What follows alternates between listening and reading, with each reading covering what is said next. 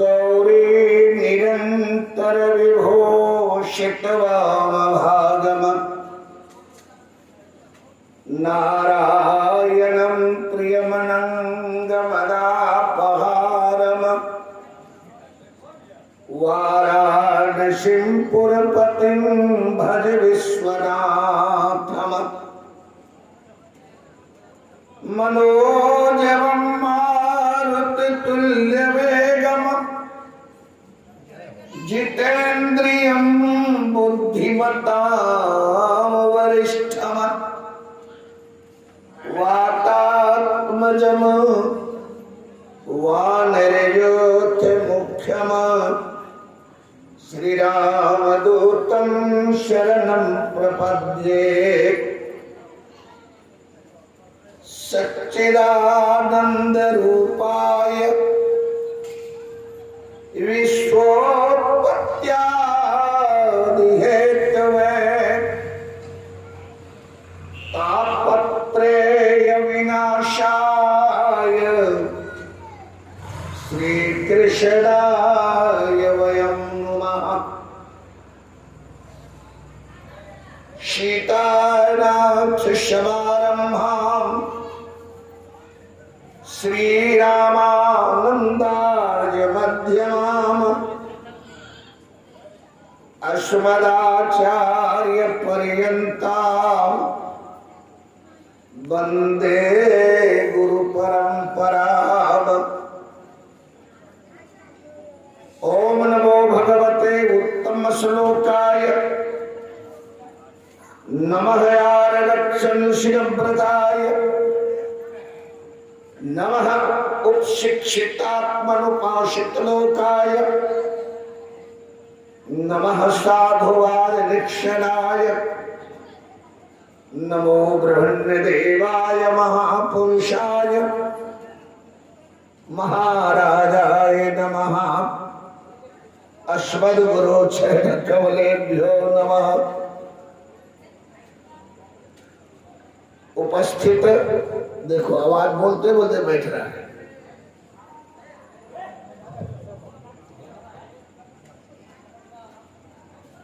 उपस्थित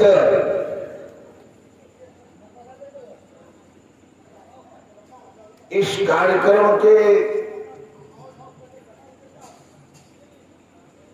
स्तंभ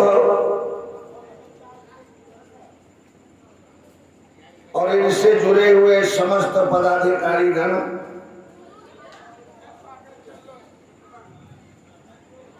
मंच उपस्थित समस्त धर्मावलंबी सज्जनों, कलाकार वृंद, भगवत भागवत चरित के रसरसिक हमारे श्रोता बंधु, अर्चनीय वंदनीय पूजनीय हमारी माताएं एवं बहनें,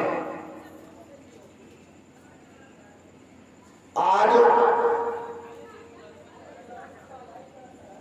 त्रिदिवसीय सत्संग का समापन दिवस है।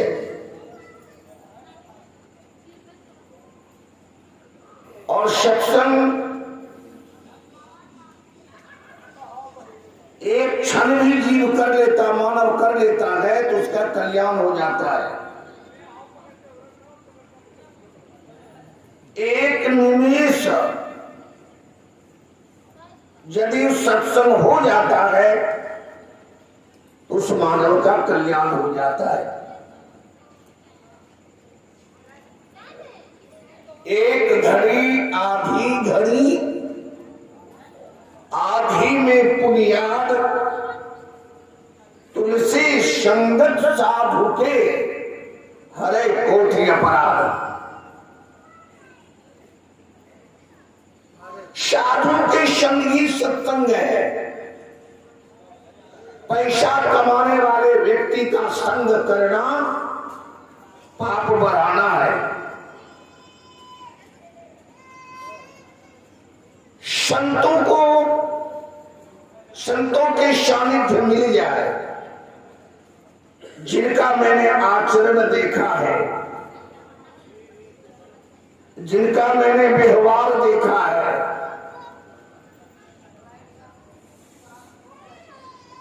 जिनका रहन सहन बिल्कुल एक साधक की तरह होता है,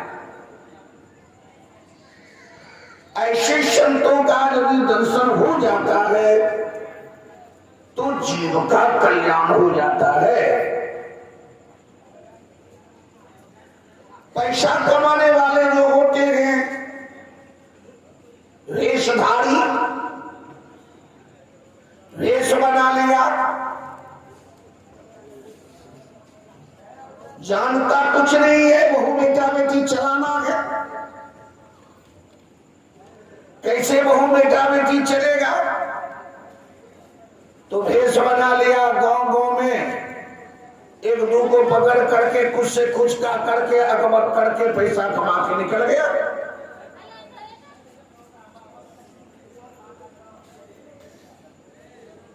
ए भैया बोलो मत, मैं निवेदन करता हूं, बात मत करो।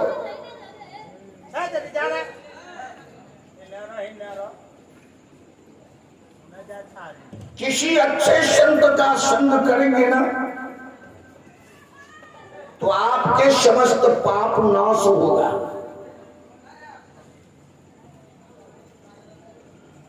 संतों का संग ही सत्संग माना गया है।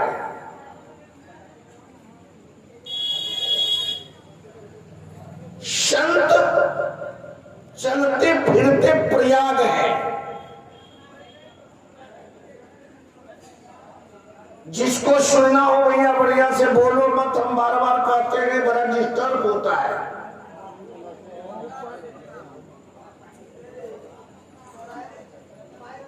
पता नहीं ये मोबाइल क्या कर रखा है देश को।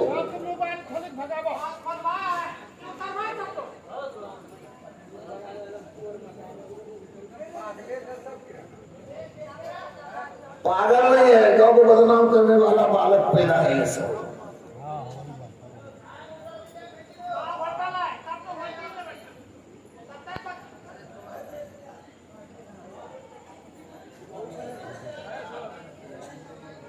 बोलिए श्री सीताराम नाम महाराज की। देखिए संत जो होते हैं वो एक प्रयाग होते हैं, और प्रयाग तीन है। आप प्रयाग का अर्थ ही नहीं जानते। जब प्रयाग का अर्थ जान लेंगे तब ना आपको मालूम होगा कि प्रयाग क्या है। एक स्थूल प्रयाग है जो इलाहाबाद में है। अब इलाहाबाद में रह गया, अब वो प्रयागे हो गया। जोगी जी ने इलाहाबाद हटा करके प्रयाग रख दिया नाम। प्रयाग में संगम है।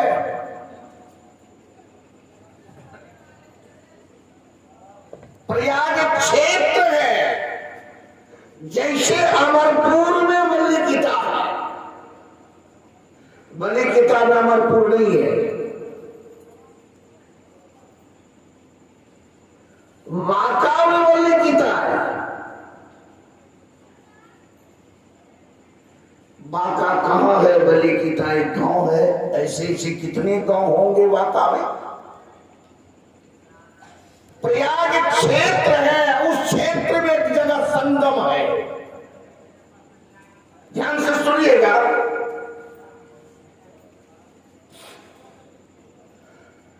प्रयाग तीन है। प्रयाग का अर्थ क्या है?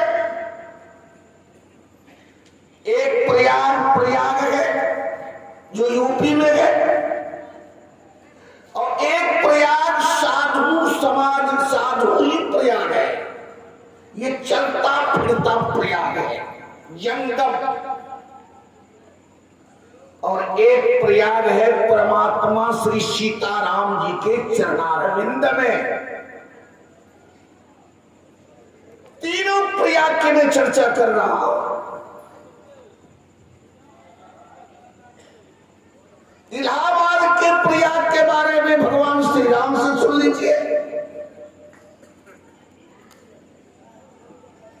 भगवान श्री राम ने लक्ष्मण से कहा, कब? जब प्रयाग पहुंचे थे तब। लक्ष्मण, चारि पदारथ भरा भंडारो, चारि पदारथ भरा भंडारो, पुण्य प्रदेश देश अति चारो। ये प्रयाग बड़ा ही पुण्यवान जगह है। यूपी के प्रयाग के बारे में भगवान ने परिचय दिया लक्ष्मण को। और साधु समाज प्रयाग बोले, सोने समुझहि जन मुदित मन, मज्जहि अति अनुराग, लहहि चारि फल अछत तन, साधु समाज प्रयाग। ये साधु ही प्रयाग है। तीसरा, श्री राम जी के चरणारविंद प्रयाग है, जहां गंगा जमुना सरस्वती तीनों कल कल निनाद करती है। गीतावली रामायण में बड़ा सुंदर वर्णन आया है। श्री राम चरण अभिराम काम प्रद, तीरथ राज विराजय, शंकर हृदय भगति भूतल पर, प्रेम अक्षय वटराजय। भगवान श्री राम जी के चरणों में प्रयाग है। प्रयाग में 3 नदियां बहती हैं सज्जनों, एक गंगा, एक जमुना, एक सरस्वती। गंगा आती है, जमुना आती है, लेकिन सरस्वती वही कुंड है सरस्वती का। सरस्वती की नदी कहीं से आती नहीं है, धाराएं। प्रयाग में ही कुंड है सरस्वती का, नीचे से सरस्वती निकलती है। भगवान के चरण देखो, संगम है। भगवान का शरीर श्याम है। तलवा के चारों तरफ, तलवा नीचे है, इनके चारों तरफ जो उजला उजला है वो गंगा है। अब भगवान के तलवा नीचे है, लाल लाल, ये जमुना है, ये सरस्वती है। सरस्वती का जल लाल होता है, जमुना का जल श्याम, और गंगा का जल सफेद।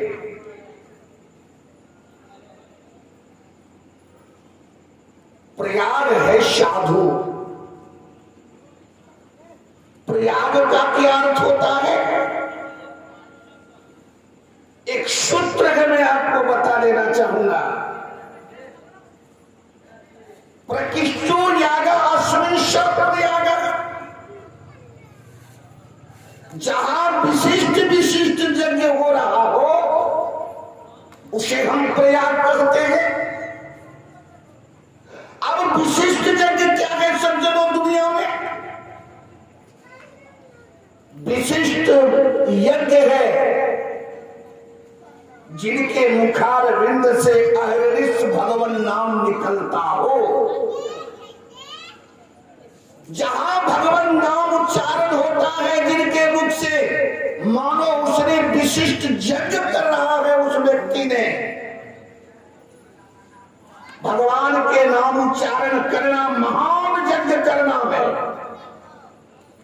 गीता के अध्याय पढ़िए 25। गलत मैंने बोला, गीता अध्याय 10 श्लोक 25 पढ़िए। भगवान कृष्ण से अर्जुन ने पूछा, महाराज सबसे श्रेष्ठ यज्ञ कौन सा यज्ञ है? तो भगवान कृष्ण कहते हैं अर्जुन से, अर्जुन यज्ञानाम जप यज्ञाश्वनी अष्टावरानाम हिमालय।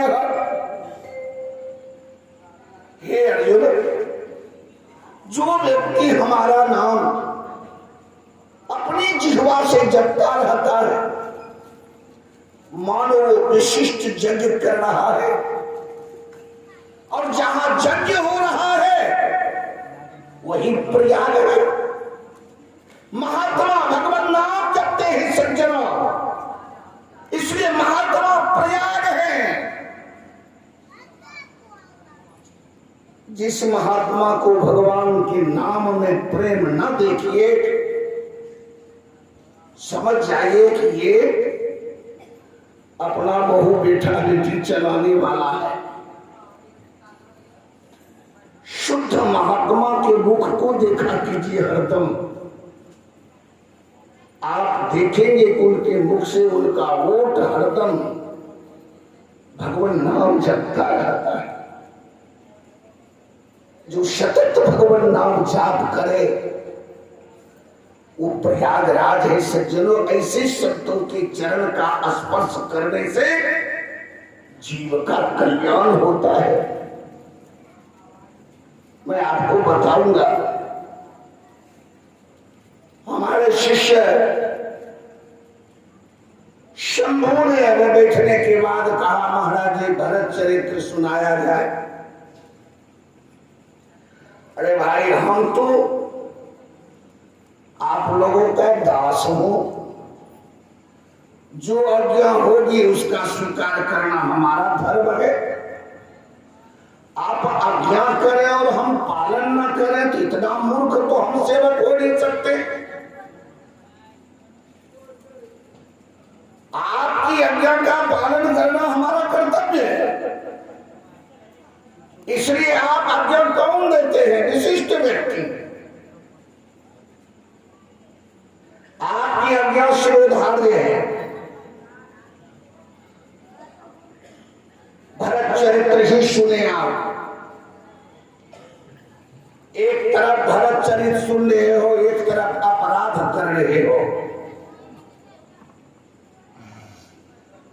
कभी ऐसा मत बोलना किसी महात्माओं से, ये धृष्टता है, ये मूर्खता है।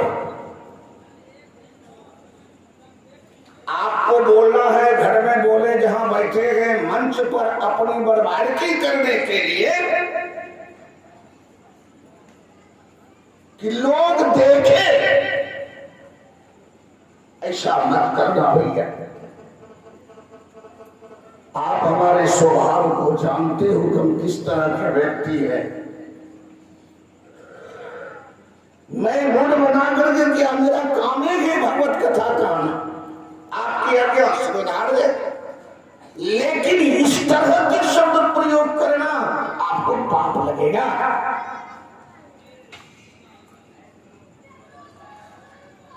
इसलिए ठोकर दिया कि आगे इस तरह का शब्द कभी प्रयोग मत करना। पढ़ने लिखने से नहीं होता है, बहुत से ऐसे मूर्ख बैठे हैं।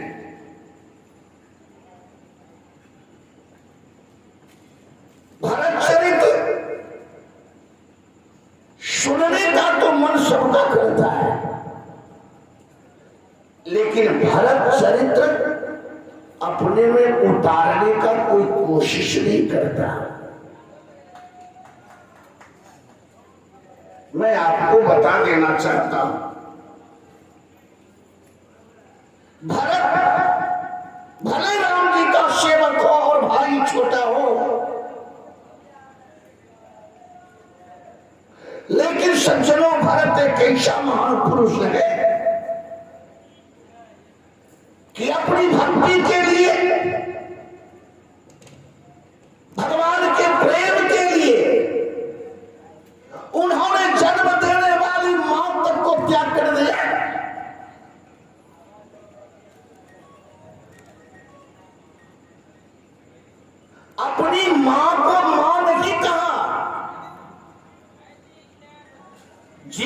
पर्यंत कई कई तरसती रह गई कि भरत बेटा मुझे मां कहे,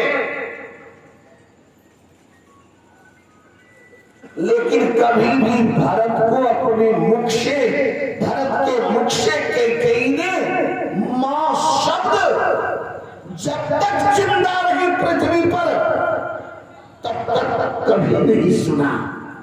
और एक ही बेटा था, जिस बेटे के लिए उन्होंने पूरा पाप किया, जिस बेटे के लिए उन्होंने षड्यंत्र की, जिस बेटे के लिए उन्होंने इतनी बड़ी अराजकताएं फैलाई अयोध्या में, उस बेटे ने ही मां को मां कहना जीवन पर्यंत छोड़ दिया।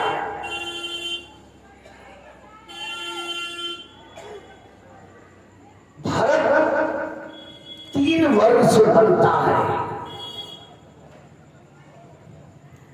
एक है सज्जनों भा, दूसरा है र, तीसरा है ता। और इसी से समझ लीजिएगा कि भरत कितने महान है। भा का अर्थ होता है भक्ति, र का अर्थ होता है रस, ता का अर्थ होता है तल्लीनता। भक्ति रस में तल्लीन रहने वाले मानव का नाम है भरत। ध्यान से सुनना। दूसरा भा मतलब भाईपना, र मतलब रस, तो मतलब तल्लीनता। भाईपना रस में लीन रहने वाले व्यक्ति का नाम है भरत। आज भाई से भाई बांट बांट करके रहने वाला व्यक्ति भाई, उसको है भरत सुनने का अधिकार। जो भाई के लिए अपनी संपत्ति को नहीं देखा, भाईपना को देखा, जिन्होंने भाई के लिए अपनी जन्म देने वाली मां को त्याग कर दिया, क्या समाज आज उस भरत से सुनने के लायक है? जो अपने भाई के खून से ही अपने को तृप्त करता है। भरत चरित्र का मतलब है सज्जनों सद्भाव प्रेम। भरत चरित्र समाज में सद्भाव और प्रेम उत्पन्न करता है। भाई तो सज्जनों उसी समय बांटा जाता है जिस समय भाई जन्म लेता है। बांट लो, बाप की संपत्ति बांट लो, लेकिन भाई से मन कभी मत बांटो। संपत्ति तो बांटा जाता है, बांटो ना, लेकिन भाई से भाई का कभी मन मत बांटना। मन बट गया ना तो फिर भाईपना नहीं रहता है। संपत्ति और मन बांटने का यही 2-3 वस्तु है। जड़ मूर्खता, जमीन पृथ्वी और जनानी, ये 3 कारण है भाई से भाई को अलग करने का। और भारत में ये तीनों नहीं है। आप देख लीजिएगा बढ़िया से। भरत की मां कैकेयी ने भरत को वह संपत्ति दिया सज्जनों, जो संपत्ति की कुबेर के पास नहीं थी। अयोध्या की संपत्ति को देख करके कुबेर न जाता था।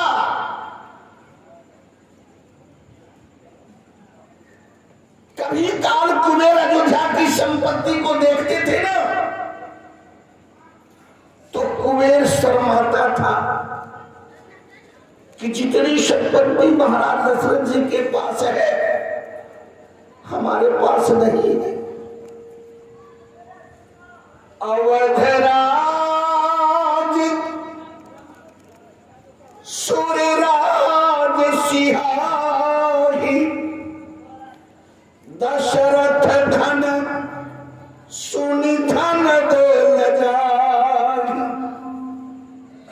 दशरथ के धन को सुनकर के धनद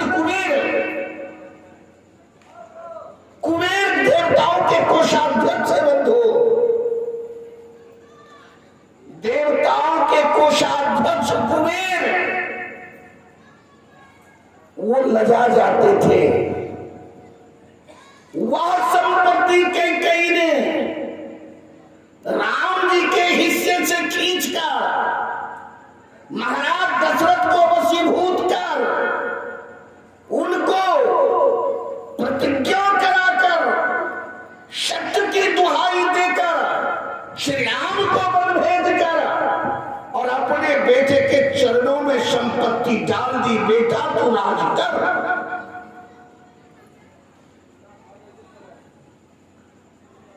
एक बात कहूं, कैकेयी ने सब क्यों किया? तो आप जानते होंगे दुनिया में सब दुश्मनी लोग तो बर्दाश्त कर लेता है, लेकिन एक जो दुश्मनी है पृथ्वी पर वो कभी बर्दाश्त नहीं होता। वो कौन सी दुश्मनी है? हंसिएगा नहीं, सौत के साथ दुश्मनी। यदि शौकीन है किसी को तो दोनों आपस में कभी मिलकर के नहीं रहती, दूसरे से जलती रहती है। कैकेयी और कौशल्या सौत है। एक महाराज दशरथ की 3 पत्नियां हैं प्रधान, कौशल्या, कैकेयी, सुमित्रा, तीनों शौकीन है। शौकीन के सुख शौकीन देख नहीं सकती। एक कहानी में बता देता हूं शौकीन। एक घर में एक व्यक्ति को 2 पत्नियां संयोगवश किसी कारणवश जो बाद में ब्याही गई थी वो मर गई। किसी ने जाकर के कहा पहली वाली से, अब तो संतोष करो, क्या हुआ? बोले वो तो मर गए। नहीं बहन, जब तक अपनी आंखों से न देख लूं तब तक मुझे विश्वास नहीं। मरी हुई है। शौकीन को उठाया गया सज्जनों चचरी पर, सुल्तानगंज की तरफ ले जाने लगे, लेकिन लंबी थी शौकीन। चचरी पर से पांव थोड़ा बाहर निकला था। जब उठाया चलने लगा तो पांव डोल रहा है, हिल रहा है। उस शौकीन जो थी उनकी, उन्होंने कहा हे भगवान, अभियो ये पांव इसका हिल रहा, हो सकता है कि वो चिता पर से लौट आएगी। कैसी दुश्मनी है, जरा ध्यान दीजिएगा। शौक की दुश्मनी देखिए। यहां कैकेयी ने ये सोचा कि हमारी शौक कौशल्या राजमाता कहलाएगी और मेरे सामने उसका बेटा यदि राम गद्दी पर बैठ गया तो राजमाता कहलाने लगेगी। वो हमारे रहते वो राजमाता कहलाएगी। ऐसा नहीं हो सकता, मैं होने नहीं दूंगी। इसलिए उन्होंने ये षड्यंत्र किया कि राजमाता मैं कहलाऊंगी। कैकेयी का यही थी। और सबसे मैं निवेदन करता हूं, बड़ी बात है कि इसमें श्री राम की अहम भूमिका है। कैकेयी का तो एक षड्यंत्र चल गया, यदि राम जी नहीं चाहते तो कई क्या, जिनके भाव के इशारे से सृष्टि होती है, जिनके भाव के इशारे से पालन होता है, जिनके भाव के इशारे से संहार होता है, उस परमात्मा को कई बंद देगी। परमात्मा की इच्छा थी बन जाने की, इसलिए कई की दाल गल गई। मैं आपसे निवेदन करता हूं, और जब भरत जी महाराज आए, भरत जी यहां नहीं थे, वो ननिहाल में थे। ननिहाल उनका कश्मीर था, जो आज आपके देश में 370 हटने के बाद मिला है। वो कश्मीर था उनका ननिहाल, वो कश्मीर में थे।